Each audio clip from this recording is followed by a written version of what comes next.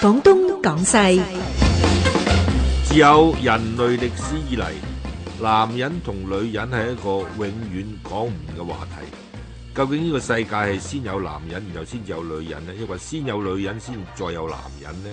男人同女人係咪兩種完全結構唔同嘅動物呢？抑或咧係男人同女人究竟係咪可以能夠實現真正嘅平等？同埋男人同女人之間嘅關係點樣相處，然後先至會和諧呢？關於啲咁嘅話題呢，我哋今晚請嚟3位嘉賓，就係周華山博士、黃惠華博士，同埋咧精神科醫生苗延瓊，同埋小弟岑日飛，一同同大家傾下男人同女人。個人意見節目《廣東廣西》，現在開始。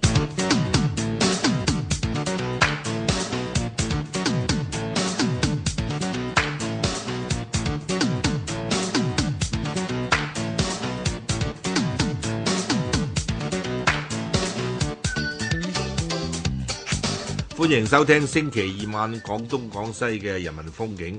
我哋今日嘅題目咧叫做男人女人。咁喺直播室度咧有周華山博士，有呢個黃惠華博士阿 Claudia， 同埋咧精神科醫生苗延瓊醫生阿 May， 同埋小弟岑日飛。咁今晚咧我就呢啲嘉賓咧都經過我細心安排㗎啦。點解咧？因為周華山博士同埋阿 Claudia 黃惠華博士就係單身嘅。咁苗醫生同埋我呢就已婚嘅，所以一對單身嘅男女，一對已婚嘅男女一齊傾下男人同女人可能有唔同嘅角度、唔同嘅睇法咧嚟講下。咁阿周博士大家都知道咧，佢就曾經去過呢個摩梭國，就係生活過5年。咁佢有好多有趣嘅經驗啊！其實我有一次同佢傾過咧，佢話現在而家呢個社會咧，男女關係全部都係扭曲嘅。即係喺摩梭國反而揾翻啲比較正常啲嘅男女關係，不過我哋遲啲一路唔使正式講摩梭國，一路咁傾啦。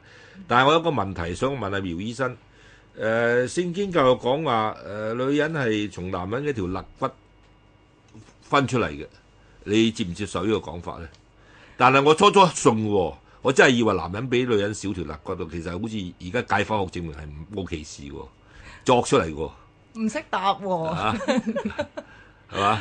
係啊，應該冇一個實際。我哋如果解剖學上，初初我哋話，係喎，男人真係少女人一條肋骨喎。咁我哋講話喺舊約聖經嗰陣，應該就係未有解剖學㗎。點解會知道會少條肋骨咧？其實發覺咧，其實後尾計個數，其實都一樣，男女嘅肋骨數目都係一樣，我冇少條肋骨。但係咧，可以講係有個象徵意義，即係話如果男人係從女人係從男人一條肋骨複製出嚟，而男人係泥土造成嘅咧，咁裏邊係咪有個寓意？即係你知係神話嚟嘅，舊約係嘅，有個寓意就話女人係男人嘅複製品咧。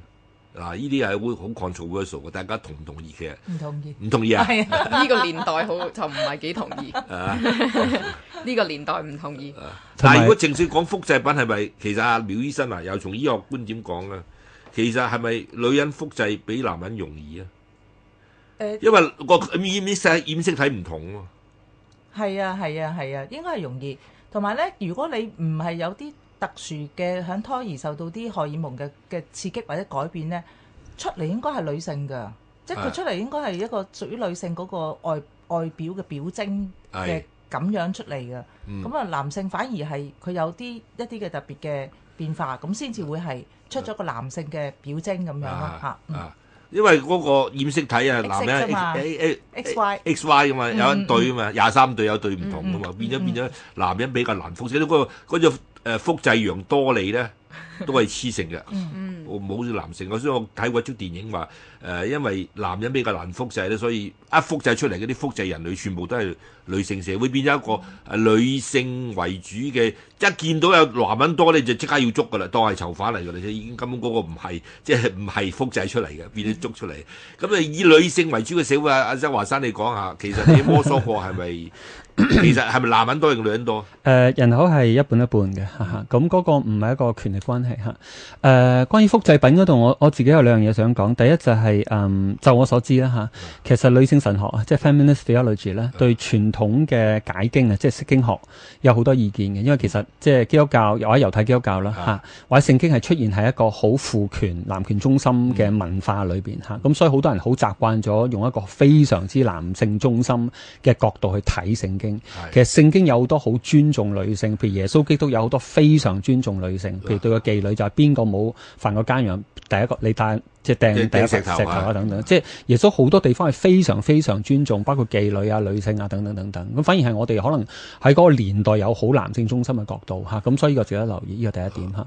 第二，關於複製品呢度咧，我自己覺得當話女性係嚟自男性複製品咧，呢個講法可能係非常之男性中心啊，即係好似男性係主導，即係都係啲男尊女卑嘅觀念嚇。相反，如果從人類學嘅角度咧，人類朝普遍嘅人類學家同意係人類首先由母系社會開始嘅，因為最早嘅時候咧，人類最早嘅源起係知母不知父，因為女性懷孕，所以一定知道呢個係媽媽。但係男性有好多原因情況之下咧，未必確定到邊個係爸爸。咁而母系嘅社會普遍嚟講係比較我哋講比較 nurturing 即係孕育，即係大地啊等等啦。咁係一個特別我自己喺摩梭即係中國。即係華人社會最後一個母系社會啦嚇，即係所謂女兒國啦嚇。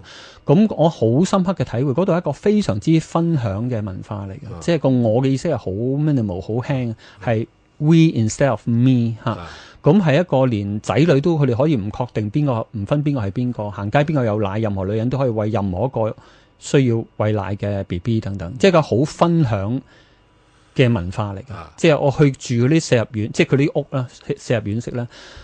佢啲房係冇任何一個 personal belonging， 即係冇一樣物件係屬於個人嘅，所有嘅衫係擺晒出嚟喺個阿公嘅地方去攞嘅，所以佢就冇乜呢個意思係我，而全部都係我哋嘅。咁呢個係一個比較貼近母系嗰種大家即係以一個老祖母為本，一個互相分享嘅一個文化咯。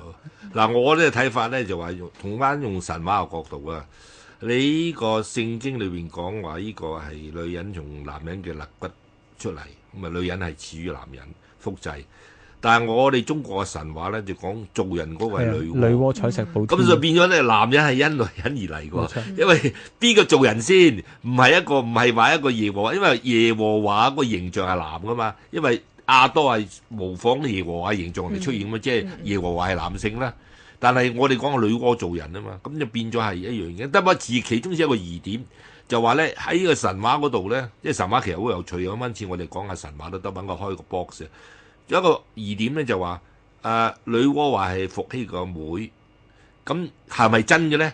會唔會其實係女媧係家姐，伏羲係弟弟咧？即係嗰個兄妹關係。如果你伏羲，即係如果女媧係伏羲個妹咧，就先有伏羲後有女媧。嗰度又唔同咗。咁但係問題，伏羲係從何而嚟咧？嗱，呢個另一個疑點。所以我覺得就話好有趣嘅地方，但係咧嗱又講翻頭先你即係華生講話中國應該係母系社會開始啦。咁如果我哋唔講嗰個社會嘅實證啊，我哋從嗰個易經度講嘅，阿 May 都有研究啊，係咪？易經從來都係講陰陽，冇講陽陰。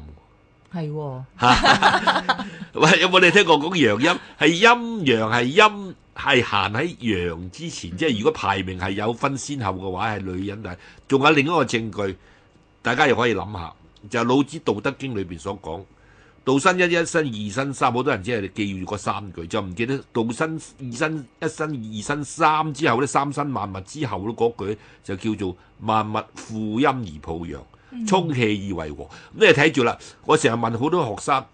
萬物負陰而抱陽啊，可唔可以倒翻轉嚟講係萬物負陽而抱陰咧？究竟負陰係嘥力啲，一個係負陽就係你孭負，通常我哋講孭住，然後抱係向前抱，向前抱嘅力大，淨係孭嘅力大咧？係咪邊個孭嗰個係緊要啲，淨係抱嗰個緊要啲咧？嗱，佢用嗰個字好有趣嘅，一個負一個抱喎，所以好有趣嘅。負咧，我覺得譬如唔知你兩位女士有冇孭過人咧？咩係咪隻腳要有力㗎？咩係靠腳力㗎？抱咧就要靠手力，手臂力係啊，係嘛？係啊，即係咩係一種根基嚟喎？即係萬物頭先阿周華生講到話女人即係一種即係孕育啊各方面，其實係本身係一種根基，即係從陰嘅根基開始，然後係去向陽嗰度發展喎。係啊，其先有陰後實女媧採石補天呢啲神話，差唔多喺所有人類學嘅發現咧，任何民族啊，差唔多嚇。都睇到佢哋源起都有一個母系嘅根源嘅，呢個唔係淨係中國。譬如中國你睇我哋字姓氏姓名嗰個姓咧係女字旁，即係女生，即係由女所生。咁呢個我哋睇到都可能係一個母系嘅一段比較長時間延續，所以姓係根從母姓，唔係而家從父姓嘅。咁呢個唔單止係歷史或人類學嘅問題，都牽涉成個文化。譬如香港或者我哋一路發展係一個好男性嘅文化嚟嘅，即係全部講競爭啊，講贏啊，講對立啊，即係講我即係邊個打等等咧，佢意識上係一個好競爭嚇。咁相反係一個，譬如喺母系或者摩梭我體驗咧，嗰個係競爭性好 minimal，即係好輕嘅，係一種好分享、好互相支持嘅一個文化咯。咁呢個係值得我哋去即係反思翻，喺一個咁男性主導嘅社會，可能我哋付上咗好沉重嘅代價，即係成個社會咧。你兩位女士同唔同意而家香港嘅社會仲係好男性中心啊？即係其實女權都始終都係受到壓抑嘅。都係嘅，唔係情況，我覺得改善咗嘅。不過都係好多人都係你睇電視節目啊，睇好多文化，譬如音樂啊，或者你睇戲啊，或者聽啲人講嘢，你都覺得好似佢哋圍繞住好多嘢都係，其實唔多唔少都係男士係中心咯，好多出發點。但係頭先講翻山金老人你講嗰個陰陽咧，其實我都覺得喺語言上面講咧。有趣係有趣嘅，因為通常如果語言學嚟講咧，你分析一個語嘅語法啦，最重要嘅信息咧，通常或者字咧，通常都係擺喺個句子嘅開頭，或者起碼成嗰啲字母啊，英文又好咩都好啦，都係喺前面先嘅。所以可能呢個嘢有啲啟示，即係陰陽陰行先，可能都係即係 indicate，即係點啊？話俾大家知呢樣嘢係重要過陽啲。即係邊個行先就邊個重要啲，係好多文字都係嘅，其實即係你想帶出個信息重要啲咧，嗰樣嘢就會行先嘅，好不其然地喺好多語言都係嘅。咁所以其實可能有啲啟示嘅呢個，即係頭先你講呢個陰陽，點解係陰行先個陽咧？咁樣嗱，我又有樣嘢又 challenge 你啊 Claudia 啊。嗱，因為你話陰行先係女重要啲啊，但係你睇下中國嘅文字咧，譬如一個字。譬如話好似呢個係一個開始嘅始字咁樣啦，咁就係咪左邊嗰個頭先講個姓字啊，係左旁嘅字個字係重要過右旁咧？譬如女字邊一個台係始字，係咪個女啊嗰個重要性係大過個台字啊？或者頭先講個姓字係咪個女字係重要過身字啊？即係嗰個左旁個部首係緊要過右邊嘅字。通常我哋講吃喝玩樂，個吃喝都係口字邊，都係左邊嘅字個意義係大過右邊。但係咧，點解我哋一直傳統嚟講係男左女右？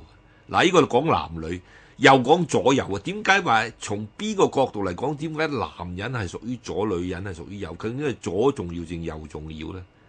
係嘛？呢個真係好得意啊！呢個考慮。但係我諗，如果中文字嚟講，即係我相信就唔係話特登話左邊重要啲定右邊重要啲嘅，反而係邊個部分帶有意義，即係因為喺中文個文字裏面，通常係一個意象嘅文字，所以如果譬如好似頭先周先生講話姓氏啦，咁係女字邊，然後先到生嘅，咁即係代表嗰個意思係重要啲，所以佢就行先。嗱，講到左右問題，我哋順便問阿周華山，摩梭嗰度有冇講男左女右？第一摩梭冇文字嘅，摩梭係口述嘅，咁所以呢個我唔識答。咁左右啊？亦都冇咁分，譬如話行車，佢而家都講行左邊右邊啊，咁樣都唔同啊，即係坐啊咩之類，有冇左右嘅嗰個次序嘅分？我哋係一個好性別本位嘅社會，同埋好男性別本位嘅社會。摩梭係一個好長輩本位嘅社會，性別喺個社會裏邊唔係真係咁緊要嘅。我識嗰個摩梭女子，佢生 BB，咁嗰日我同佢傾開偈，佢就講翻我聽完好震撼嘅。佢話佢生完 BB 之後，佢阿媽喺個醫院裏邊，即係然後就搞好耐。佢問阿媽我剛才生的是男還是女？然後嗰個阿媽即係60幾歲阿媽就，哎呀，我沒有看，我只有看他的手跟腳，沒有看他的性別跟男還是女。咁呢個係好反映到喺佢哋嘅世界觀裏邊呢，即係性別，即係佢一個分享以人為本嘅世界呢，性別唔係喺我哋，因為香港嘅世界係性別係差唔多決定咗你一生嘅好，或者喺漢族裏邊啊。你有陽具咧，就出到嚟就傳宗接代啊，等等等，就代表住好多嘢。特別一胎政策，即係殺嬰嗰啲99.9% 係女嬰被殺嘅，因為覺得你唔能夠延續我哋周氏家族等等，即係你就唔係正式一個人，即係未嫁從父，出嫁從夫，老來從子，三從四德嚇。咁喺摩梭世界完全唔係咁，所以我最關心反而唔係個最後，而係背後嗰種權力關係，其實令到我哋男性女性都承受好大壓力。譬如而家我哋嘅社會，其實婚姻係我哋失敗率最高嘅一個社會制度嚟嘅。而家我睇統計住咧，已經差唔多接近40%，即係每10個人結婚就有4個人離婚。咁呢個反而係其實譬如女性都承受好大壓力。如果你冇結過婚，仲係好似覺得你嘅生命唔完整啊，你唔係一個完整嘅女人啊。即係呢度其實我覺得成個文化嘅觀念係加諸俾我哋嘅世界好多人不必要嘅壓力咯。而男性又要撞到好強啊、好勁啊，性能力要好勁啊，事業要好勁啊，即係亦都帶嚟好多身心靈嘅壓力。我覺得都係一種社會文化即係嘅結果咯嚇。哦，唔係你話問題，即係頭先我冇分中間左右嘅問題咧，只係好有趣咧。就話其實呢個左右咧，其實中國傳統咧都其實係一路咁分嘅。點樣分左右？邊個時候係右，邊個時候左咧？遲啲再傾。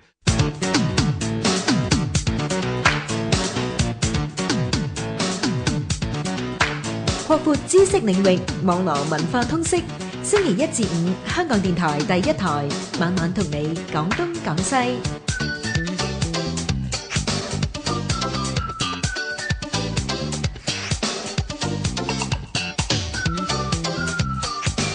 好啦，翻返嚟星期二晚廣東廣西嘅人民風景。咁啊，直播室度有黃惠華博士、Claudia、苗賢瓊醫生、May、周華山博士同埋小弟岑日飛。我哋嘅話題係男人女人。咁啊，頭先講起左右同男女嘅問題，我講幾句啦。因為其實呢啲問題都幾麻煩嘅，要轉移落去。因為而家影響周華山仍然影響我哋嘅社會，因為我哋嘅社會仍然係以男人做中心啊，所以咧你就似睇相睇掌，一定都係睇男左女右。睇男就睇左掌，女就睇右掌。你話左咧就係先天，右就後天，就確定咗左係比右重要，因為男人又比女人係比較即係重要啲咁樣。從嗰個咁樣嘅分嚟睇，但係你睇翻中國歷史咧，你睇到咧，其實我哋早年啊喺春秋戰國時代或者知道咧嗰時係專右唔係專左嘅，即係唔係以左緊要過右，係右緊要過左。咁啊，去到宋明清嗰時咧，就以左為尊，就唔係以右為尊。即係邊個時候係專左，邊個時候專右，一直都係喺度變緊嘅標準。所以其實而家到而家冇乜所謂。你話我做主人家坐喺左邊嗰個緊要啲，定坐喺右邊嘅緊要啲？其實睇你視乎你係根據邊個朝代。咁啊，甚至你係36計走為上着咧，走為上着係撤退係向左邊撤，因為已經係叫以前擺軍陣咧就左高右低。左係比較右邊緊要嘅，嗰時喺36計係嚟自南齊時代，嗰時喺南北朝時代都係呢樣嘢，所以呢啲都好難定。不過咧，我哋只知道咧，其實就左咧，譬如左掌係右腦管嘅，右掌就係左腦管嘅。咁啊，左腦緊要定右腦緊要咧？咁呢個又係另一個問題啊。咁啊，我想問下 Claudia， 你嗰個語言學啊，頭先你講到個語言問題咧，其實嗰個語言本身係咪男人同女人嗰個語言天分係唔同咧？其實上次你問過呢個問題，我翻去再鑽研過一次。哇！你都好唔係我真係再睇下，唔係因為其實以前咧，我讀書嘅年代咧就冇咩特別話係咪真係好啲啊？咁但係咧我今日先睇到一個嗰啲報告啦，咁就係話2014年、13年、14年都有嘅，咁就係話咧原來喺細路仔大概9歲至15歲嘅青年咧，女性咧，如果你即係處理一啲語言嘅時候，即係你譬如睇書、你講嘢，個腦部咧被激活嘅地方係多過男性嘅，而佢哋可以處理到一啲比較複雜啲嘅，即係佢唔使話一定要睇住某啲字先去處理呢個語言嘅。而男仔咧喺呢個時間咧，佢哋係一定要靠一啲，即係點解有啲人就覺得哎呀我細個啲語文冇啲女同學咁叻喎？原來而家係發現咗咧。男仔真係個腦咧係弱啲嘅，喺嗰段時候，即係未係去即係發育期間，係啦，可能係未係發展到兩邊，因為佢就話啲證據咧顯示就話大個咗之後咧就冇乜呢兩個激活上嘅分別嘅，咁即係 activation 啦，英文就係咁，但係大個咗就冇咯，但係喺9至到15歲係有分別嘅。哦，所以女仔咧係真係相對地係會着數少少嘅。後生即係講嘢啊、寫嘢啊各樣嘢就好啲。嗱，我想問阿 May 咧，你係做精神科治療啦，咁精神科係咪同個腦好有關係咧？係㗎。啊，咁究竟你所得到嘅經驗喺治療經驗之中，係咪男人個腦同女人個腦係好唔同？有唔同啊，因為我有好多細微嘅分咧，我未必好記得，但係咧就好明顯咧就係、女人嘅腦咧，相對嚟講左右兩個半球咧係對等啲嘅，男人嗰個不對等係不對稱係多少少。咁仲有一個比較大嘅分別咧，就係嗰個中間嗰個聯繫住兩個腦半球嗰個位啊，嗰個位咧就係好明顯咧，女性係粗啲嘅，長啲啫嘛，好似係。係啊，又厚又粗又長，即係佢啲即係嗰啲嘅神經線嗰啲線路咧係多啲嘅嚇，咁同埋係厚啲嘅，咁即係話佢兩邊腦嗰種嘅綜合能力咧，睇翻個腦嘅構造係，如果係咁推測咧，應該係高啲嘅嚇，咁男士就相對係弱啲嘅咁樣咯嚇。唔係，因為你頭先話嗰個兩個聯繫左半球右半球嘅嗰個條管咧粗啲同長啲咧，我睇到個報道就係因為佢女性嗰條管粗咗同埋長咗，所以咧女性一般俾人嘅感覺同男人比較啊，女人係比較係優柔寡斷啲，即係冇咁快脆作出決定。其中一個原因又因為佢哋嗰條管係粗啲同埋長啲，所以佢哋所收到嘅信息咧係多過男士，所以你變咗咧佢哋要諗多啲嘢，即係話究竟博唔博取？究竟去唔去？譬如話，尤其揸車又會睇到啊！你梗係見到話個車咧點解咁慢吞或者咩即係，梗係女人揸啦，梗係女司機啊！我呢個要反對嘅，你要反對呢個要反對嘅，因為呢個我自己覺得係偏見嚟嘅。其實好多女士咧都可以即係揸車咧係好果斷嘅，即係我自己都識得好多人係睇清楚。我覺得呢個係內置方向感問題多於係男士女士咯。嗱，呢個就變咗你講嘅問題，就女人個腦係咪冇個方向感？我睇過本心理學書講話，即係話女人一個缺點，就話咧佢唔可以將喺空間度將個物件咧咁倒轉調來調去咧，佢冇呢個咁樣嘅能力啊。男人就得，所以變咗女人喺數學上嘅幾何係通常係超過男人嘅，因為個空間感啊。所以女人冇方向感，我亦都周華山冇留意到係女人係缺乏方向感嘅，周時認唔到路嘅。我自己會覺得，我哋未必需要將性別太對立，或者好兩極化，因為呢個可能比較危險嚇。我自己覺得，第一，我哋係先為人，然後先分性別，先分種族，先分血緣嚇。過分強調啲差異，可能引起好多不必要嘅對立，同埋對任何有差異性嘅人呢，嗰個所謂少數族裔族群啊，帶嚟好多不必要嘅壓力嚇。因為我覺得個人嘅差異性係相當之大嘅，即係同樣女人每個人都有佢自己獨一無二嘅地方嚇，男人亦都唔係每個人都一樣。即係你覺得男女嘅差異唔大，都係人。我唔敢話唔大，而係我覺得我哋未必即係適宜太絕對化咗，將佢變得好對立啊。因為其實個人嘅差異係遠遠大過我哋淨係抽性別、抽階級、抽年齡、抽任何一個即係 social category 出嚟去區分佢啦。因為要造成好多不必要嘅即係心靈或者係關係溝通上面嘅傷害，即係。我自己特別做好多心靈療愈嘅工作啦，我見到就係正因為呢個咁兩極化咧，自由到大女性咧就好似被好誇張地，你一定要揾個好男人，要揾個好頭家，要感情，一定要感情好正，你先係一個幸福嘅女人。咁呢度帶嚟好多不必要嘅壓力嘅，而男人就一定要事業有成，要好勁，即係呢啲其實好莫須有㗎。唔係呢啲係社會嘅嗰種即係俾賦予俾男女一個唔同嘅功能啊嘛。其實唔一定話男人要事業好正，佢咪倒翻轉頭嚟？呢個社會係由女性管治，可能比男性管治仲好喎。多謝你咁講。喂，而家你有啊？譬如德國總理默克爾做得幾好㗎。所以我就係話，如果我哋過分放大咗一小部分嘅性別差異，而將佢變成放諸四海皆準嘅標準呢，其實帶嚟好多對個別嘅傷害。所以一啲譬如比較有型嘅女子，我哋會話佢好 man，其實佢係一個女性嚟喎。即係我哋假設咗。比較獨立自主就係 man 係嘛？一個比較溫柔嘅男子，我哋話佢成個女人咁，佢只係佢個人比較溫柔啫嘛。咁我哋就會將佢兩極化咗，係嘛？甚至流一滴眼淚都話你，即係連眼淚都要分雌雄。咁其實我都係一種性別嘅枷鎖，同埋即係好多傷害喺裏邊咯。即係令到男性要好抑壓佢自己，所以男性自殺通常男性自殺係一跳就跳落去。佢男性自殺嘅成功率係遠遠高過女性，因為男性係習慣咗用一種比較 violent， 即係比較暴烈嘅方式去處理佢嘅情感問題。咁呢個我同我哋成個成長將性別好兩極化，即係男人要扮到好勁，女人要扮死蠢去得到一啲利益。咁呢個其實大家都帶嚟好多傷害。但係都未必完全係即係冇一個生物嘅基礎嘅。當然有生物基礎啦。因為其實咧，如果你睇翻精神科嗰個精神診斷嗰個即係嗰個趨勢咧，咁女性你橫跨咁多世界各地咁多地方，無論係鄉郊或者一啲比較發展嘅國家咧，咁你都見咧女人嘅抑鬱症、焦慮症或者係創傷後壓力後遺症、厭食症等等嘅嘢咧，係比男性高好多倍嘅。嗱，例如簡單講最常見嘅情緒病焦慮症咁樣啦，係2-3倍嘅係男人嚇。咁你話點解咧？係咪啲女人中意腎，所以就容易揾醫生？咁或者佢覺得係一個弱者，容易認自己係有事呢？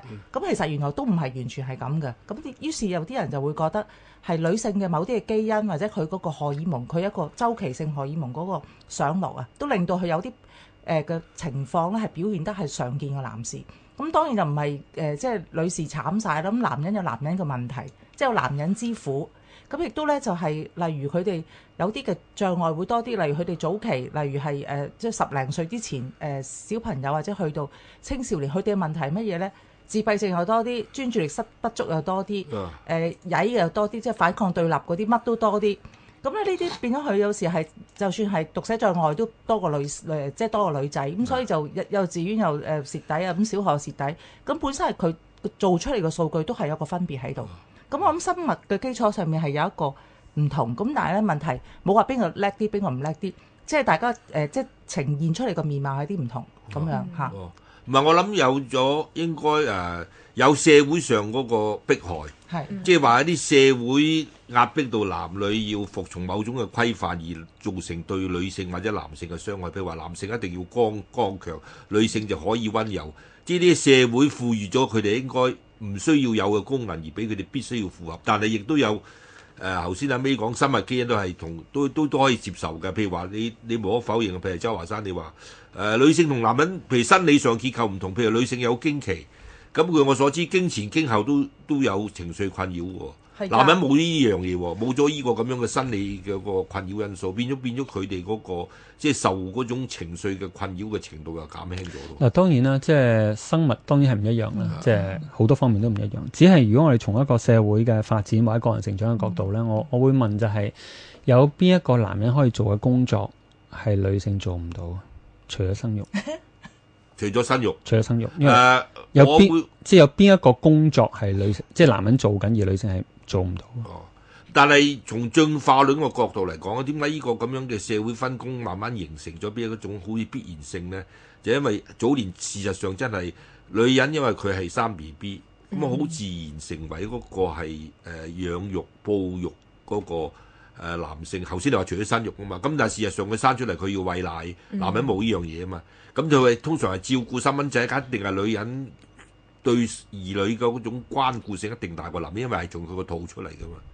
咁但係男人自古以嚟啦，佢哋嘅職責就話，主要就話女人係主持家務，男人就出去打獵。即係佢個打獵嗰樣嘢咧，就形成咗佢嗰種暴力性、競爭性各方面咧，都已經係養成。從進化論個角度嚟講，變咗佢哋有兩種唔同嗰種性格嘅發展咯，變咗咁女人變咗係持家咯。其實人類學都係嘅，完全同意嘅，即係都係由最早係母系社會啦，但係後來開始即係農業社會啦，之後咧要耕作，咁然後開始體力勞動比較緊要，咁男性總體嚟講體能係比女性強嘅，比總體嚟講嚇，咁所以係開始出咗一個父系嘅社會出嚟嘅，咁變咗可以出好多處女啊，即係要貞節牌坊啊，因為係一個私有產權啊，即係產權觀念嚇，去到資本主義更加強烈嚇。個問題我自己個人覺得就係而家我哋已經完全離開咗呢一個世界，而好多女性亦都唔係生育，而生育都有即係無數咁多嘅可能性或者選擇喺裏邊。我哋仲係咪需要依附一個已經同成個社會嘅運作方式完全唔同？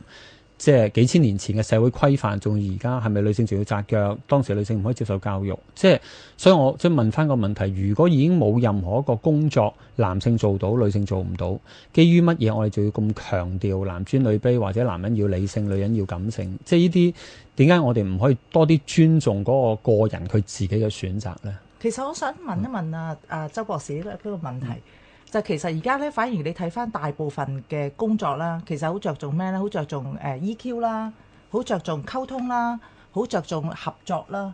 我成日講兩個 C 啦 ，communication and cooperation。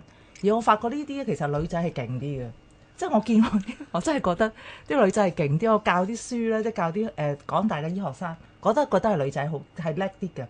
咁我都會諗緊，而家都唔使打獵啦，都唔使即係用嗰啲咁嘅 power 啦嚇，即係嗰啲即係唔係咁重視體力。係啦，唔係即係而家電腦時代、IT 時代，係啦，用手指嘅。係啦，咁係咪我都幾同意？係咪其實應該都你睇完大學入學率啦，連醫科都6:4啦，啲女仔多啦。我哋嗰時唔止啦，而家阿 Claudia 就最清楚啦。我哋嗰時係150個人得20幾個女仔嘅啫，即係我哋嗰時個比例係咁樣。即係我同阿 Ada 嗰班㗎嘛，咁佢都識Ada。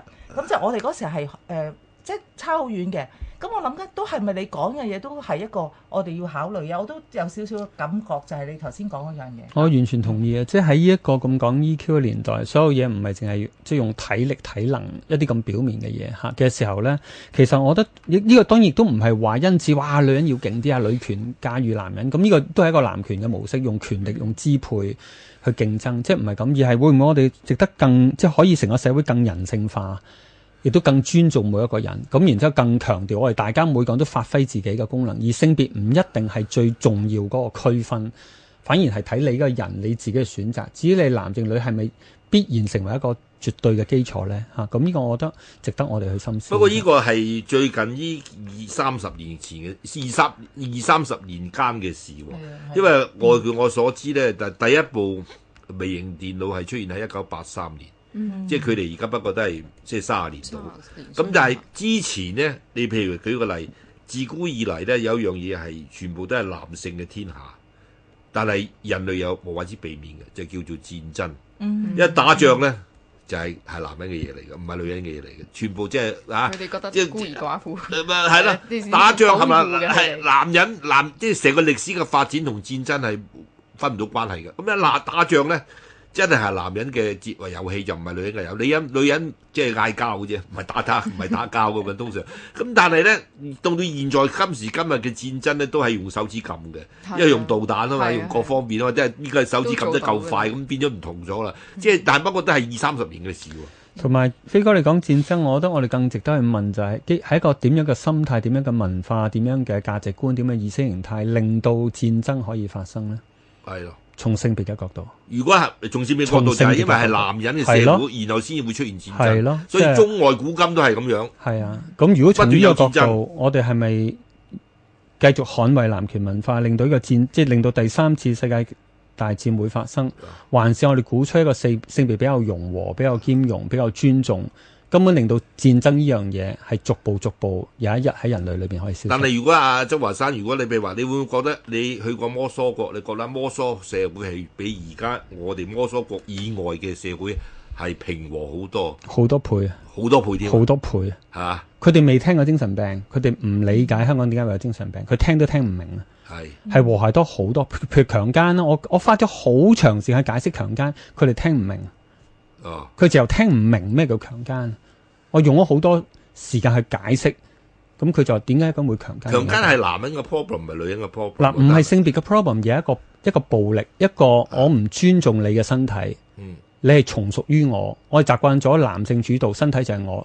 女人傳統19世紀以前呢個世界覺得女人係冇性慾嘅，冇性需要嘅，即係依啲歷史遺留落嚟嘅依種咁樣嘅意識。令到我覺得當我有性需要，我可以發泄喺另一個人身，呢個係好 cultural 嘅，所以喺摩梭係冇呢，佢就聽唔明嘅。唔係佢哋女性聽唔明，但係如果摩梭真係發生咗嗰個男人去強姦一個女性，佢哋會得到咩嘅後果？佢聽唔明咯，即係嗱，男人咪要做呢啲嘢。飛哥，嗱，你試下從另一個角度去聽啊，你可能未聽得明啊 ，sorry。正如喺我哋漢人嘅社會咧，我哋聽唔明一樣嘢嘅，聽唔明我係男性啦，我阿媽係女性啦。或者我家姐係女性啦，點解我唔會對我家姐或者我妹有性需要同佢做愛呢？我哋聽唔明，因為我覺得呢樣嘢變態黐線係唔可能。即係自幼到大喺我哋漢族嘅文化裏邊呢，呢個已經係 cultural 喺文化上呢，我哋 condition 咗，即係個成長令到我哋根本冇呢個意識嘅，所以行為上可以做，但係當然係喺實質上係唔可能發生嘅。所以摩梭冇強姦咧，唔係佢哋能力上唔可，即係行為上可以，但係佢喺文化上覺得呢樣嘢係不可能嘅，即係佢只有正如我哋唔會對我哋屋企嘅異性嘅家人、親人、兄弟姊妹有性慾一樣，我哋自幼已經抑壓晒、處理晒，最多喺夢境裏邊會發生，喺潛意識發生。所以喺摩梭嚟講，因為佢覺得性就係互相尊重嘅，係好尊重嘅一樣嘢。咁所以我覺得呢個係我哋值得關心。我哋一個咁文明嘅社會，性侵犯性係可以咁高嘅比例。係但係如果周華山，如果而家呢個社會係，譬如話而家女權越嚟越即係受教育嘅女性越嚟越多，將來係真係變成一個以女性掌權嘅一個社會，係以女性話事嘅社會，其實呢個社會係會比較美滿同走向和諧嘅。從我角度唔必然，即係唔係嗰個生理性別啊，而係個社會意識啊。因因為女性可以好暴烈嘅，女性可以好男性化，女性可以比男人更即係可以係更暴烈，正如男性都可以好溫柔，而係嗰個思維嗰個價值觀。我哋即係我哋而家社會事實上好多女人都好男人㗎啦，已經即係成個工作嘅模式就係要成功，就係要勁。佢即係用另一種方式去懟冧佢上司，又不斷講是非，不斷去即係扮受害者等等等等，都係啲好暴烈嘅方式嚟嘅。所以唔一定係男人好定女人好，而係講緊我哋鼓吹緊一個乜嘢文化、乜嘢價值觀，嗰個先係我哋值得關心。我明你意思，因為我研究易經都成日講話，易經嘅陰陽咧就唔係性別嘅，係分順路嘅，係功能上嘅。即係唔係從嗰個性別上分咩叫男咩叫女，係從嗰個功能上，一個女人可以好男人，一個男人可以好女人。冇錯，因為生理性別同個社會角色可以係兩回事嚟嘅，同個性格可以兩回事嚟嘅。即係係嘛？即係一個有陽具嘅身體，佢可以好溫柔，可以好剛強；一個有陰道嘅身體都可以好溫柔、好剛強。我哋點解要因為嗰個身體嘅器官就要決定咗你嘅性格，決定咗你嘅命運呢？咁呢個其實好唔人道啊！所以其實而家瑞典咧，我都知道佢哋有啲學校開始咧就推行由幼稚園開始，就係佢唔會即係譬如溝通啦，教啲細路仔傾偈啊，佢哋係唔會用 pronouns 即係代詞嘅，即係因為 pronouns 好多時都分咗 he 或者 she， 即係有一個性別嘅意思喺入邊啦。咁但係咧，佢哋而家有啲學校開始咧，即係又係有一個好爭議性嘅舉動嚟嘅，就係取代晒佢用朋友去代替。即係 friends 喺用譬如喺 Swedish 嘅 friends 咁啦，或者咧，如果佢真係想用一個 pronoun， 即係用一個代名詞咧，佢哋就會用一個芬蘭嘅話，就係 HEN 咁去代表啦。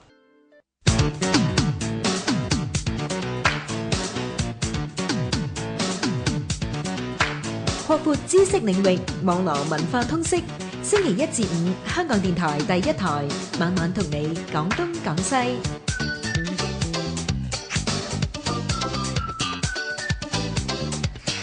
好啦，翻嚟星期二晚廣東廣西嘅人民風景咁啊，聽眾可以傳真向我哋提問題嘅傳真號碼27949887，或者可以面書咧係寫香港電台廣東廣西。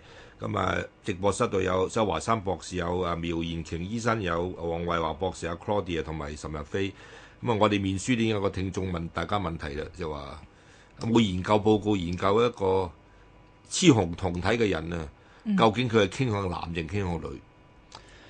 嗱，條問題好有趣，我嘗試回應啦。係啊，即係其實生物學咧，我哋講 biodiversity， 即係生物學係有，即係生物上有千差萬別各種可能性。只係我哋人類嘅意識太狹隘，我哋好喜歡去標籤一樣嘢。呢個叫肥佬，有高佬，有叫恩豬，呢個叫黑鬼。即係呢個世界係遠遠大過我哋任何概念去承載去處理嚇。咁雌雄同體其實喺好多即係任何生物都即係喺人類係有一定嘅普遍性嚇。咁佢哋我認識過一啲朋友，佢根本唔係用男女去睇嘢嘅，即係佢好 androgynous， 即係好中性，好有佢自己獨特嘅一套思維。只不過喺我哋社會裏面一定要分男定女。咁其實帶俾佢哋好大，佢嘅 suicidal rate 係好高嘅，自殺率好高，因為嗰種。甚至佢內化咗嗰種社會嘅壓迫，然後覺得連自己都覺得自己變態，連自己都覺得自己唔正常，連自己都覺得自己唔應該存在喺一個咁嘅世界裏邊。咁我個問題就係一個點樣嘅世界？點解我哋連佢冇做錯任何嘢？呢個只係與生俱來一個生物學染色體嘅一個特徵，即係每個人都有唔一樣嘅。你可能近視，你可能有胃有時係嘛？即係。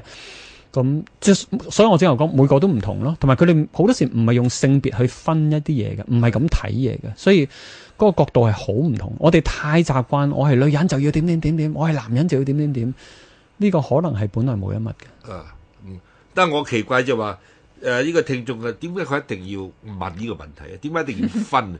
究竟係近男定近女啊？點解可以話根本就話各司其職咯？即係佢有時佢係可以做男性嘅，又可以做女性嘅，係咯一定要分，一定要分高下、分先後。我哋好即係習慣呢啲二元對立咯，所以譬如同性戀啲人就會問你係男定女嗰個，咁呢個其實從我個人覺得係一個好荒謬嘅問題嚟嘅，即係我愛你就愛你咯，我點解一定要分邊個係插入邊個被插入？即係點解一定要咁樣分呢？即係邊個主動邊個被動？好多男人都有好女性化嘅部分㗎，好多男人其實好弱雞、好鵪鶉、好自卑、好無助，好多女人其實好獨立、好自主、好堅強。但係大家就要扮一個社會角色，咁呢個 for whom's benefit，即係對邊個需要一啲咁樣嘅即係兩極化嘅性別標籤呢？其實 everybody suffers， 即係每個人都受緊呢個苦啊。咁點解我仲需要維持一個咁樣嘅社會體制呢？唔係，我諗呢啲係有時係一個文化上嘅問題，就慢慢咁樣即係累積落嚟，呢變咗一種文化壓力啦。佛經裏邊有隻古仔，就講呢，就個裏邊有句説話講，男人伺候女人，所以女人愛男人。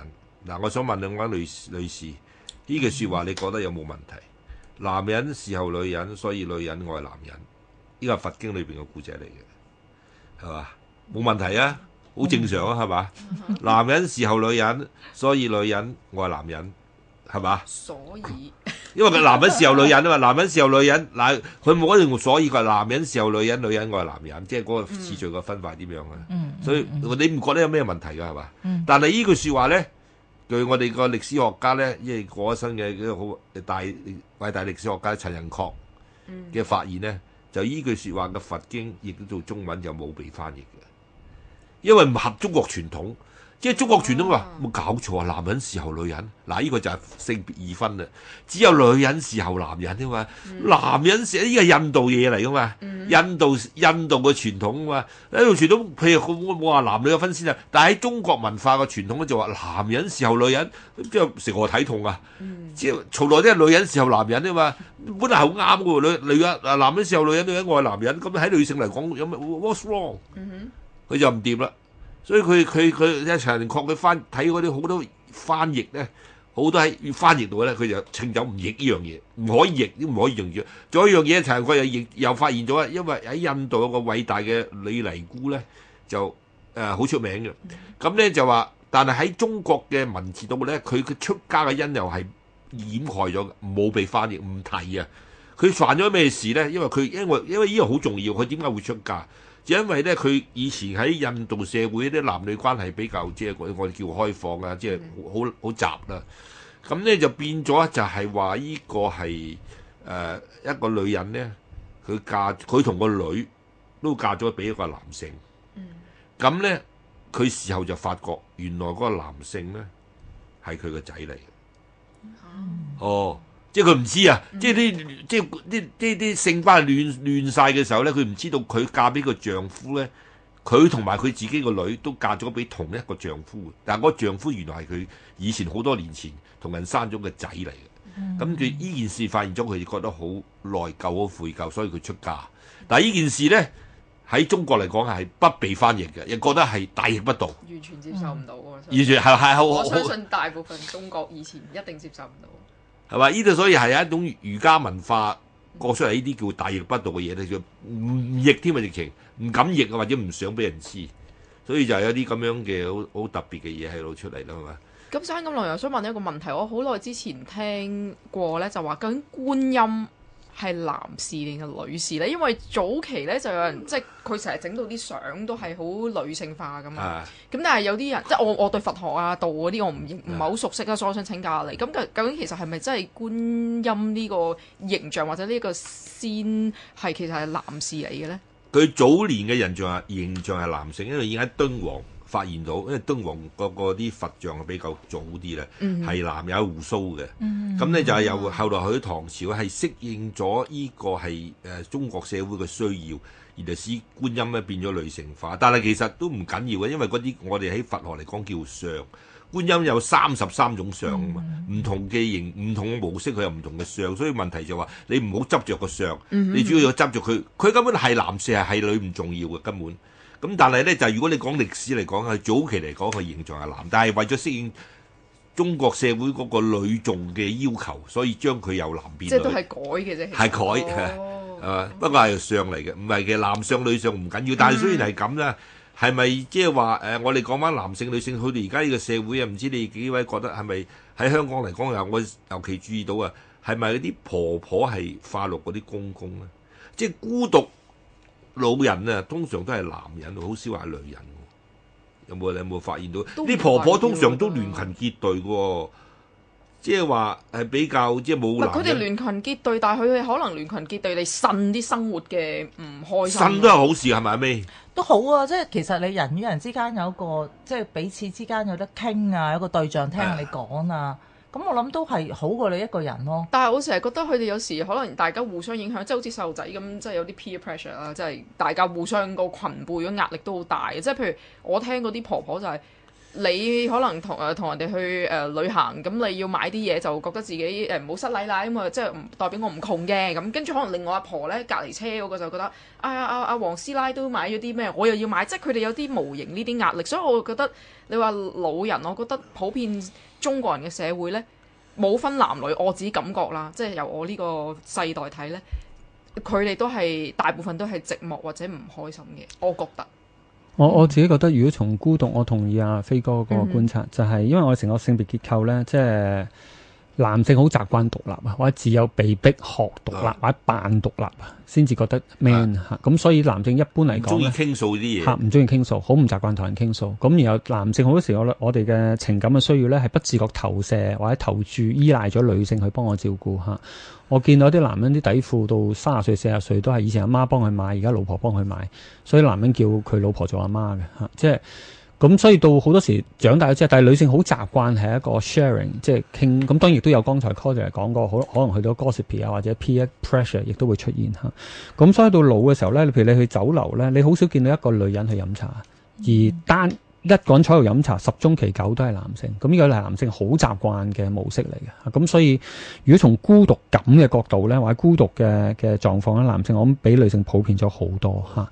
咁當然有出現咗好多問題，就係我諗我哋成個社會係好我哋用核心家庭 nuclear family 為主導啊，總係覺得一個人必須要結婚嘅，所有情感嘅需要就投注咗喺一個人身上，差唔多你有幾幸福就要揾到一個伴侶。咁就係幸福啦。咁呢個其實造成好多不必要嘅壓力嘅。嗰個伴侶互相之間係 overload 得好緊要嘅，即係我哋好奇妙地，我哋期望有一個人能夠滿足晒我所有情感各方面嘅需要嚇。咁所以係壓力好大，所以我哋離婚率咁高，婚姻幸福嘅人係咁少嚇。咁呢個其實造成好多社會問題，同埋好多時男女都將自己好多嘅需要投射喺對方身上。即係有本書咪唔知幾位有冇睇過，咪曾經好暢銷嘅，叫做男人來自火星，女人嚟自金星。咁但係佢裏邊本書就講話，呢個女人呢，通常就係會投訴，會即係互相之間好多朋友會互相傾訴心事。男人係中意喺一個人匿埋喺個山窿度，喺個火星嘅山窿度咧就自我解決問題，就唔會揾人幫佢解決問題。所以女人呢，比較即係話係冇男人咁孤獨咯。譬如話呢個咁嘅特色咧。其實喺解決困難咧，男女都睇到少少，即係個原因係咪社會學原因或者係醫學嘅原因，我就唔清楚。不如都有啲睇法咧，就係咧，女人佢遇到一啲好驚或者佢應付唔到嘢咧，佢會做兩樣嘢。佢會咧就一係就扮死狗，即係佢死狗；一係就佢同對方係同佢做朋友。咁佢就攞呢啲位咧嚟到係避過呢一劫嘅。咁但係睇翻男性嗰個。即係嗰個佢點樣去應付嗰啲或者佢令到佢好驚嚇啊嗰啲嘢嘅時候咧，佢兩樣嘢戰或逃。即係男人就一係就同你打過，一係我就走咗去。但係女性咧就會用啲人際間同埋用啲社會 social 啲，即係社會多少少嘅手法去處理一啲嘅衝突啊，同埋佢一啲好驚嘅嘢。佢就同你 friend 啦，或者係同你做朋友啦，或者佢係扮死咯，即係扮可憐咁樣嘅。咁呢一個就係幾常見嘅。大家處理一啲嘅問題嗰陣時候，或者啲危機一啲嘅掙扎嗰時候，大家有啲唔同嘅。咁而我覺得咧，其實係即係孤獨感係多嘅。我好記得一個新聞咧，就早輪見當然唔可以排一個新聞就講好多啦，就係嗰個呢個阿爺嚟嘅。阿爺同個孫玩玩，突然間走去跳咗樓。嗰個原因，然後阿爺都一路都有投訴話：我冇用啦，我退咗休啦，我又揾唔到錢啦，又唔可以負擔個家啦。咁其實佢講嗰啲嘢冇人聽，我覺得唔應該講啦，你點樣呻啊？即係當人人覺得佢聽咗係冇道喎，即係我會變咗人，即係好多時候我會諗到佢哋點解孤單咧？冇人覺得呢樣嘢係可以接受，即係你講咁多話你自己唔掂啊、冇用啊、唔開心啊，人哋好似個文化即係個社會氣氛覺得唔應該講啊你，同埋咧講咗之後人哋會覺得你都係講下嘅啫咁樣，冇嘢啊，咁你冇嘢啊咁樣，即係會咁咯。咁所以令到個悲劇發生咁樣。哦，即係我有個感覺。唔係一般人，你發覺啦，男人同女人退休方面，男女人都唔同。女人退休好冇乜問題，因為佢問題係男士嘅適應能力。係咯，佢咪喺度做屋企咯。佢家務就係佢本身嘅其中一個工作，佢好容易適應到佢個退休生活。但係男人咧一冇工翻咧，就覺得話唔知自己，佢又唔係屬於家庭嘅，覺得自己家務佢唔做嘅，咁就變咗好難啊！除非佢仲自己租個寫字樓。日日都去扮翻工，想翻到西裝翻去咁樣，即係冇咗個身份啊！直頭係啊，所以我自己係好渴望我哋一個即係唔係女性解放，係男性解放運動啊！即係或者叫麻解啊，即係麻甩佬解放運動。意思即係話我哋放低嗰種傳統，一定要扮勁扮強，嗰個其實帶嚟好多，其實社會代價好大嘅，甚至從社會資源嘅角度啦，即係。好多時男性一退休咧，我張卡片一派唔到張卡片咧，2年之內我有抑鬱症有 depression， 3年之後我有 cancer， 咁等等，呢啲都係我哋常聽到嘅故事嚇。就係當我哋成個自我身份、自我認同、自我價值擺咗我張卡片上邊，即係我嘅事業嘅成就上邊嚇。當我一冇咗張卡片咧，就冇咗我。正如對個女性都好唔健康嘅，女性嘅自我價值擺咗喺老公有幾愛我，所以老公離開你唔愛我，我就冇價值。因為我而家我工作大量處理呢啲咁嘅個案，就係一啲女性到40零歲仔女一長大，嗰個阿媽就有 depression 就有抑鬱症，即係個仔唔再需要我啦，老公而家北上去做嘢，佢即刻成個世界崩潰嚇。咁呢個其實帶嚟即係呢種性別兩極化，即係女性嘅自我價值就喺情感裏邊揾，你必須要情感成功，然後你將所有自我價值擺喺一個男人身上，然後當有仔女之後就擺晒喺個仔或者個女身上。叫啲我聽過無數次個仔會同阿媽好憎你嘅。因為你好自私，你愛你自己啫嘛。於是我媽當然崩潰啦。我一世為你做所有嘢，點解會咁？就係一個當然，即係當個愛變成我將我自我價值擺咗你身上，嗰個愛其實係一種索取。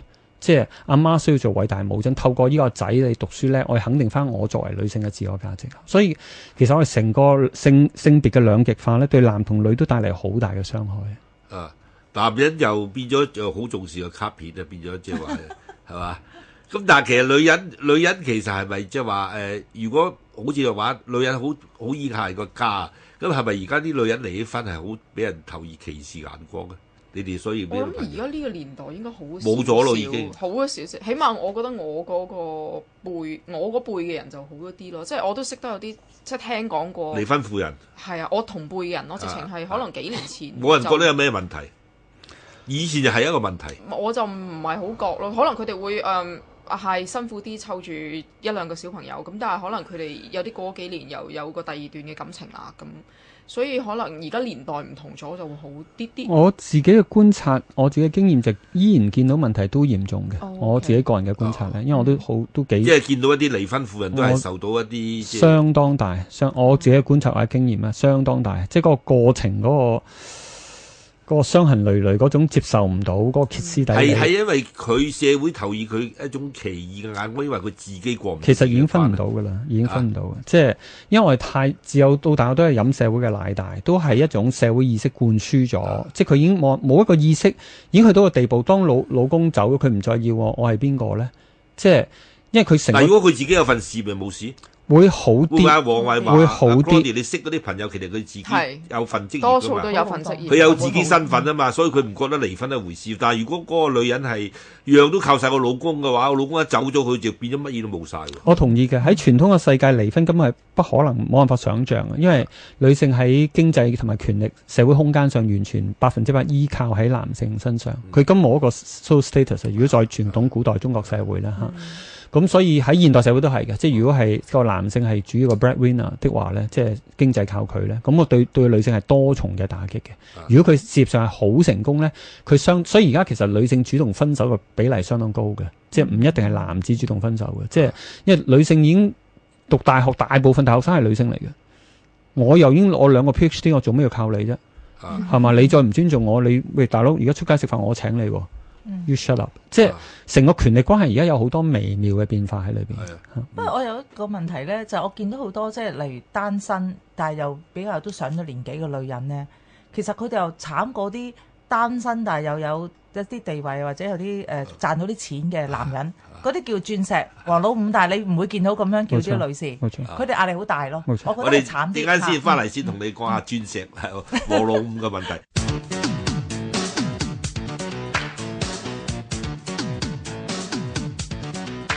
擴闊知識領域，網絡文化通識。星期一至五，香港電台第一台，晚晚同你講東講西。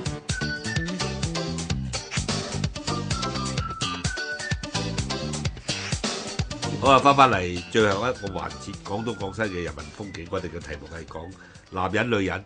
咁啊，歡迎聽眾打電話嚟啊，係唔係打電話嚟係傳真27949887，或者咧係寫我哋面書啊。香港電台廣東廣西直播室度有 Claudia 黃偉華博士，有苗延瓊醫生，有呢個係周華山博士同埋岑日飛。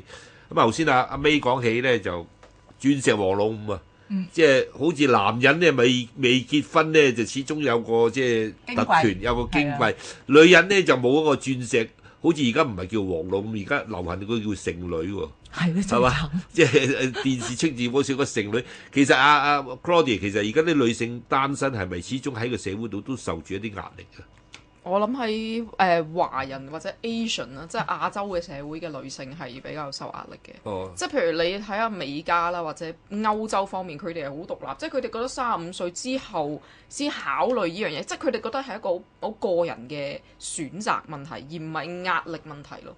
咁佢哋對呢樣嘢可能係真係揾一個心靈溝通嘅伴侶，多於話快啲要即係衝入個框框裏邊，幾多時要達到幾多歲做啲乜嘢？即係我自己覺得係咁樣。點解遇咗唔結婚咁就會社會上會投向佢呢啲咁嘅女性投以一種特殊嘅眼光啊？就呢個就係一個好傳統即係父權社會嘅後遺症嚟嘅，就係即係男性嘅年齡即係增長咧，佢嘅喺浪漫市場嘅市場價值會提升；女性嘅年齡增長咧，個女性喺浪漫市場嘅市場價值會下降。因為傳統嚟講，女性真係一個附屬品嚟，係男權社會嘅。而家唔係啊嘛，而家個都明知嗰啲個社會體制同埋個經濟體制發生好巨大嘅變化，但係我哋嘅意識形態同思想未跟得上，仲有好多停留喺比較封建嘅思想，所以仲有處女呢個觀念，好多人仲係介意係咪處女等等，或者女人要講大話，或者女性如果未拍過拖咧，仲會承受緊好多即係內化咗社會壓力，而引申佢自己好多唔開心啊，甚至身心靈嘅症狀會出現。以前呢，你就可以言之成理，因為佢唔結婚，所以佢連佢經濟嘅獨立啊，各方面啊都唔掂。但係而家問題，佢又揾到份工，佢自己可以能夠養到自己，咁點解一定要結婚啫？正正因為呢個經濟嘅巨大改變，都係過去大約30年左右，唔超過40年嘅情況。而同時嗰個父權嘅意識形態，我哋即係有我哋偉大祖國5000年文化嘅支撐住，唔係一下子可以改變到。即係但係問點解佢對個女性有啲咩？點解會有嗰種歧視眼光？如果佢唔結婚嘅話，有咩問題啫？係咪又或者佢唔結婚，但係佢好多男朋友，等佢唔結婚㗎嘛？咁但係社會都向佢投視歧視眼光喎，始終都有個性嘅問題喺度。嗱，呢個係好鋪天蓋地嘅，同埋好不自覺㗎。我哋由我哋嘅情歌啊，我哋嘅電影啊，我哋嘅小説啊，我哋嘅即係都描述緊女性就係以感情為本嘅，即係自幼到大女性就要好，即係我成日想像喺宇宙某一個角落有一個男子騎咗白馬飄下飄下飄到過嚟，又終於行到你身邊，佢咀咗我一啖，我醒咗，我人生嘅價值就徹底改變咗。唔好意思啊，大家好肉麻。唔係，但係媒體係影響住好多，即係譬如你啲成長嘅時候，你真係不停睇呢啲，譬如電視、電影或者聽收音機或者睇書，都係講關於題材。你就即係如果你冇其他輔導，冇其他方面嘅 skills 叫咩技能發展或者興趣發展，你就好自然，即係你嘅生活就係得嗰一樣嘢咯。咁你就自然就會覺得呢樣先係我嘅人生價值。你譬如你睇台灣咧，好多啲電視劇啦，即係因為我比較中意台灣文化比較接觸多嘅。咁譬如佢哋好多年09年都興一套劇叫《敗犬女王》啊嘛。係啊，係啦，嗰套劇好紅嘅，就係講嗰個主角佢係即係比較成熟啦，佢當時係32歲嘅，佢講嗰個主角咁就未結婚喎，咁就好有壓力啦。咁佢公司啲人就描述到佢咧，就話啊，佢一個魔頭啊，佢淨係識做嘢嘅啫，咁唔識溫柔嘅，咁就好似即係之前周博士講啲好 stereotype 嘅標籤咗佢。咁佢就遇到佢仲更加精彩嘅地方就係佢遇到一個細佢8歲嘅男仔。咁佢哋係性格上係好夾嘅，但係當時佢點樣去 deal with，即係點樣去面對呢啲世俗嘅眼光啊各樣嘢？點解呢套劇咁紅？就因為咁多呢啲咁爭議嘅地方，去當時啲人去討論咯，同埋好有共鳴添啊！係啦，但點解唔結婚嘅女人又剩女啊，又敗犬啊咁樣，即係咁多咁貶富有帶有貶義嘅名字鋪天蓋地而嚟，男性一唔結婚咧就哇好風流啊咩性啊咁樣剔檔啊咁，係咪講到嚟啊？即係變咗，即係呢個標籤係好有問題嘅，係嘛？所以就係傳統好多觀念，譬如剛才 Claudia 講個例子就係啦，即係個女子年紀大過男子8年，我哋覺得好有問題。咁其實有咩問題呢？即係問題喺邊度呢？點解男人一定要年齡上大過嘅女性呢？就係傳統一種權力關係啊嘛。我哋覺得要男上女下、男尊女卑、男強女弱，我哋叫呢個情況叫正常啊嘛。咁所以當女人強過男人，女人年齡大過男人，女人賺錢多過男人，我哋覺得唔正常咯。咁呢個其實就係一個好傳統嘅男尊女卑嘅後遺症或者產品嚟嘅嚇。咁譬如你淨係講個情況都係嘅，即係女人自幼要從一而終。係嘛？即係男人三妻四妾咧，有我哋幾千年文化支撐住，所以去到依刻都係嘅。即係男性好多女朋友愛嚟晒冷，但係女性如果有好多性嘅伴侶咧，有啦，當然我都認識有好多，但係佢哋一定唔可以公開講，佢哋只係私下去表達咯。嗱，曾華生，我想問你嗱，譬如話你去過摩梭國啦，咁你譬如話又講到香港而家嗰個婚姻咧，好多離婚咧，咁你認為喺人類嘅社會度係咪一夫一妻係一個合理嘅一個安排？嗱，喺人類，因為係一夫多妻，又話一妻多夫，即係點樣形式嘅婚姻關係，男女嘅配搭係最理想咧？嗱，我唔敢講，只喺人類嘅發展呢，其實一夫一妻，如果用法律嚟講，香港只係近50年左右，1971年先喺法律上以前係一妻一夫多妾制嘅，即係所以一夫一妻係西方工業革命之後羅密歐朱麗葉，即係自由戀愛、浪漫戀愛，即係就算中國都係嘅，中國都係依100年，即係徐志摩等等係咁胡適啊等等，即係大力推動自由戀愛，先至開始鼓勵一夫一妻，同埋從來幾千年嘅文化，中國嘅婚姻嘅基礎都唔係愛，唔係浪漫戀愛，婚姻嘅基礎就係即係門當戶對，係家族，係 arranged marriages。所以其實我哋而家咁誇張地追求浪漫戀愛，喺人類歷史上係極短，喺西方大約200-300年，喺中國唔超過100年，香港法律上都係幾十年嘅歷史。咁只不過我哋而家將有咁短暫嘅社會事實，將佢絕對化咗嚇。咁我個人覺得一夫一妻制其實係面對緊極大嘅衝擊喺現代社會裏邊，因為佢要求我哋將所有我哋嘅需要只係一生只能夠愛一個人，然之後如果唔係就話你淫亂啊、鹹濕啊、花心啊等等等等。咁呢個未必係完全切合到人類嘅需要。即係當然我唔敢多講。咁你係贊成一夫多妻，或者倒翻轉頭一妻多夫又如何啊？對我嚟講唔係贊成唔贊成，而係我希望可以更人性化地尊重翻每一個人，有更多即係喺互相尊重嘅基礎之下有更多空間。但係喺而家討論係好危險，因為而家如果一講一妻多夫或者一夫多妻呢，就即刻大家就哇，因為大家太飢渴、太性苦悶，就即刻好被 abuse 啊！嗰樣嘢即刻變成性濫交，即係嗰樣嘢係會好變質啊！所以我覺得未必容易喺呢個大氣電波。但係我唔怕，因為周華生，我睇過你本書講摩梭國啦。咁好多人都話：哇，摩梭國啲女性走婚嘅喎。咁但係好多人即刻就jump to the conclusion，即刻話：哇，佢走婚，咁咪即係好性濫交。啲女人好性濫交，哇，好多個男人都得嘅喎。咁但係據我所知，你本書所描繪到嘅咧，就其實佢哋有佢哋嘅性嘅規則。佢哋有非常嚴格嘅規則，只不過同我哋嘅規則唔同嚇，同埋佢哋係好真正嘅自由戀愛，佢唔會立亂同咧，佢真係同埋好尊重對方。絕對冇性濫交啊！睇下你咩叫性濫交。如果你一生多個性伴侶叫性濫交，咁佢哋肯定係性濫交。如果一生多個性伴侶，我話香港其實好多人係非常性濫交，只係唔講啫。特別大部分係男性就更加被合理化咗添。所以我哋而家其實我哋點解對其他人有咁大嘅反應？其實我哋自己有好多性嘅問題、性嘅需要、性嘅抑壓、性嘅恐懼、性嘅不安，然後投射咗喺其他人身上。我哋投射喺同性戀者身上，男人投射喺女人身上，話女人淫蕩。然後女人話男人低 B， 話男人死蠢，即係大家都將自己好，即係唔去處理自己嘅問題而投射喺對方身上，我覺得都係不必要。我覺得我哋首先處理翻我哋自己嘅問題。哦，唔係，我所知你本書提到嗰個摩梭國嗰個女，即係個女掌權嗰個女嗰個叫做咩？嗰個叫做佢叫 M.E. 啦，即係母親啦。母親嚇，姑且佢有個規矩喎，即係話如果下邊有邊個女性係性，即係啲性唔守嗰規則嘅話，要受到譴責嘅。佢哋有佢哋自己，佢哋好多好嚴格嘅。嗱，第一我可以講，我喺嗰度5年，第一佢哋嘅幸福指數、快樂指數比我哋高好多倍，呢個我夠膽可以講，好輕鬆好自在，因為佢聽唔明咩叫咩處女啊、未婚媽媽，冇呢啲觀念嘅，即係女人懷孕就大家好開心，邊個係爸爸唔重要嘅，因為事實上冇一個實際嘅效用喺裏邊，即係冇一個實際嘅功能喺裏邊啊，即係嗰樣嘢。咁所以女性可以好輕鬆，而男性亦都冇一個壓力嘅，因為喺佢裏面性係好私隱嘅嘢。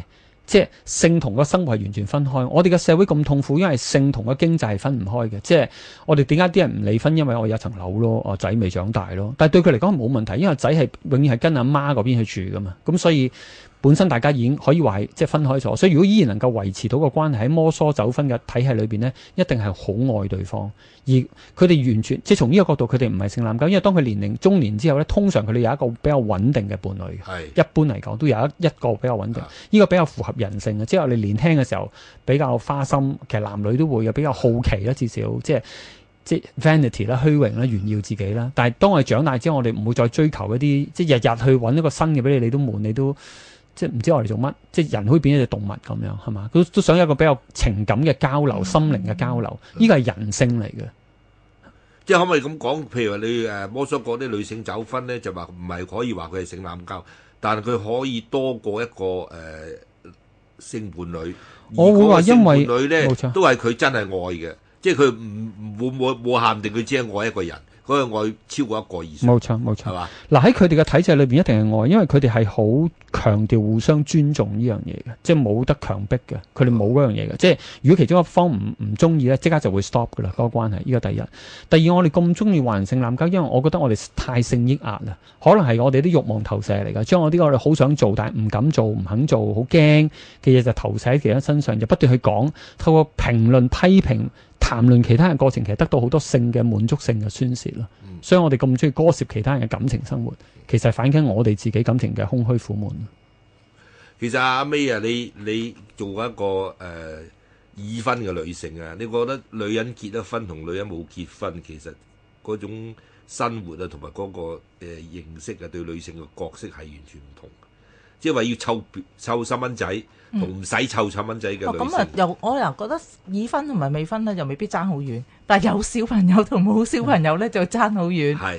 咁而睇有一個幾得意嘅英國有一個幾得意嘅一個即係一個研究做咗出嚟咧，男人結咗婚嘅男人咧，佢哋個精神健康好啲嘅，但係如果女人結咗婚咧，個精神健康係差啲嘅。咁我諗佢嗰個唔係好記得嗰度係有冇生小朋友，但係我嚟講咧，結咗婚但係冇小朋友同有小朋友咧係爭好遠嚇。咁有小朋友喺香港多數都係雙職嘅，因為就算係我嗰陣時有一個去咗一個講座係一個觀塘啦、東九龍區啦，一個唔算話係非常之富有一個嘅區域，但係嗰度睇翻呢，雙職嘅父母呢係超過60%嘅。點解呢？其實講嚟講去，真係租金好貴，樓價好貴。佢唔係咁呢，佢唔可以供樓，唔可以俾佢啲細路學呢樣學嗰樣，或者唔可以補習。咁兩個都要出嚟做嘢。咁而雙職嘅女士係都多㗎，而佢哋其中呢又要湊細路啊，可能佢哋緊張啲功課比男士通常緊張啲啊。我覺得佢哋嘅精神壓力同埋所謂產前產後抑鬱咧，我見到係比率係好高啊嚇。我好同意sorry 你講，我好同意阿 May 講嗰樣嘢，就係因為我自己做呢方面工作，即係啲情緒或者心靈療愈工作咧，就係好多女性一有咗小朋友之後咧，婚姻出事。因為當女性一有咗小朋友，其中一個比較常見嘅情況咧，因為佢成日媽媽，當然我亦都有個即係因為懷孕嗰個過程啦，係嘛，即係所有嘅愛就投注喺個小朋友身上，而逐步就可能忽略咗同男性即係同佢丈夫之間個關係嚇，咁所以而個夫妻關係開始有一種競爭性。嗱，當然我唔係必然嘅，比較理想就調翻轉啦，比較理想更加和諧，更加幸福。你講得啱喎，因為原來發覺咧，啲人話生個仔嚟維係婚姻咧，然後啲研究做出嚟錯嘅。Sorry， 係啊，係真係錯我嘅觀察咧，其實好多離婚或者出事咧，就係由小朋友因為有細路仔開始，又開始一出事之後咧，因為通常係媽媽將所有情感擺晒喺個小朋友身上，覺得咁樣係愛，咁呢個好正常，呢個必然係咁就咁。忽略咗個老公佢忽略咗即係第個老公三者係個小朋友咯，係個僆仔咯。咁然後個老公不自覺地就係一種被 left out，即係被遺忘咗，或者被踢開嘅感覺啊。所以如果大家唔識處理翻個夫妻嘅溝通咧，嗰個往往係一個導火線。當然冰封三尺非一日之寒啦，可能佢兩個之間咧喺溝通上已經其實唔識溝通，唔成熟，但係焗住兩個你困獸鬥又好咩都好啦，即係大家都係你同我，即係你眼望我眼。當小朋友出去之後咧，就成個狀況，大家唔再需要有任何心靈嘅溝通，因為小朋友喊，小朋友嘅衣食住行咧就 occupy 晒，即係佔據晒夫妻所有嘅溝通。於是大家冇咗靈性心靈溝通，好多時開始一小朋友出世咧，性生活就停止，呢個非常非常即係普遍停止。於是容易出現嘅情況，當個男性喺現實上啊，特別如果北上或者有啲咩，有個女子一出現咗，另一個呢個男子就忽然就覺得，哎呀，終於有翻愛嘅感覺啦，咁就出事。呢個非常普遍嘅情況，所以好值得特別有小朋友嘅即係朋友，大家要重視翻個夫妻之間嘅溝通。如果唔係嗰個可以係造成好多即係愛你變成害你。哦，咁啊，但係我識得啲夫婦係話湊細蚊仔嗰個主係男性喎。有啊，係嘛？即係男人係當咗即係湊 B B 嗰個職責喎，或者有啲男人係中意湊 B B 嘅喎，唔係女人湊喎。而家越嚟越多，因為女性嘅經濟能力提升，同埋你教育水平越嚟越高，好多女性根本教育水平高過男性好多。佢揾錢多過男人，係唔合理嘅。點解仲要個女人喺屋企？即係我揾15,000，即係個女人揾50,000蚊，個男人15,000蚊，點解仲要由15,000蚊嘅去出去揾嘢做？要養一個咁，大家受苦咁，所以好多時而家出現咗就飛哥你所講啊，男性喺屋企做家庭主夫，咁呢個其實我個人主公啦嚇，呢個其實我覺得係一個社會進步嘅，即係如果大家能夠比較接納呢樣嘢咧，唔係要嗰個男人肯安心即係接受，係覺得做家庭主公 no problem 冇乜問題，同埋要雙方啲姨媽姑爹個家族啦，覺得收家，冇錯覺得話個老公係要煮飯嘅，咁就收於學啟齒，咁就 OK 啦。但係就係要進步啲咯。其實改變所有問題諗翻轉頭個根源，其實點解會衍生後尾咁多問題？可能係因為開頭大家都急於入去嗰個社會設定咗個框框咯。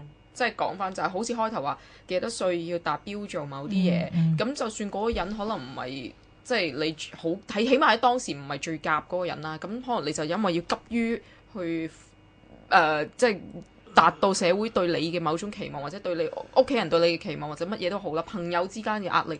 你就可能已經走入咗一段婚姻啦，咁根本嗰個人大家都唔係最夾、最 click 到嘅時候，咁你再生埋細路仔，你只係將啲問題即係累積添多。我好同意啊 Claudia 同阿 May 真係講，真係其實我個人觀察，好多人根本係唔適合結婚嘅，即係佢嘅 character 咧，佢拍拖係好開心，唔止湊仔啊，會成日即係連結婚啊，即係因為同住同唔同住係兩回事嚟嘅，即係我識好多朋友拍拖係好 happy、好開心。見到就我嘴你嘴我，大家溫馨到不得了。但係一住埋一齊咧，就露出真本來面目啦嘛。阿飛哥，你對鞋做咩擺喺床？屌你將鞋擺騎攞講過你幾多次，然之後嗰個人就調翻轉，即係大家就好多呢啲對。即係洗衫，點解條底褲同牛仔褲會一齊？即係好多呢啲嘢就會嗌交。拍拖嘅時候係俾自己嘅娘最好嘅面目冇錯啦嘛，冇錯。咁你到一齊生活嘅時候就咩嘢面目都 show 晒出嚟啦，仲扮咩嘢啫？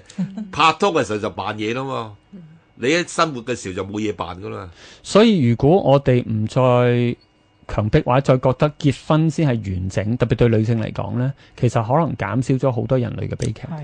係咪？因為離婚特別對女性嘅傷害特別大，因為我哋社會嘅意識形態會令到女性對婚姻有極大嘅 fantasy 或者 expectation。但其實另一個可能性係話講男人女人個關係，其實話係咪因為要呢個有 BB 先需要結婚呢？